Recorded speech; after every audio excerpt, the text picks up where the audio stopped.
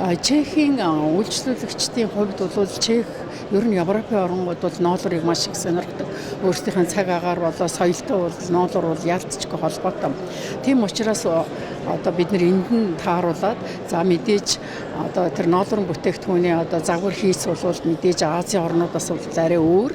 Гэхдээ бид нар тэрэнд нь тааруулаад яг тохирсон үн зах зээл загвар хийцийн ингээд ингэх юм бол манай ноолор бол ер нь дэлхийн аль ч улсад бүрэн борлуулагдах бүтээгдэхүүн. Тийм ч учраас ерөнхийдөө энийг цагаалт гэж хэлсэн болоо гэж бодож авч байгаа шүү дээ. Би одоо ингээд энэ жил он гарснаас хойш бол Чехэр одоо 2-3 дахь удаа ирж байна л да.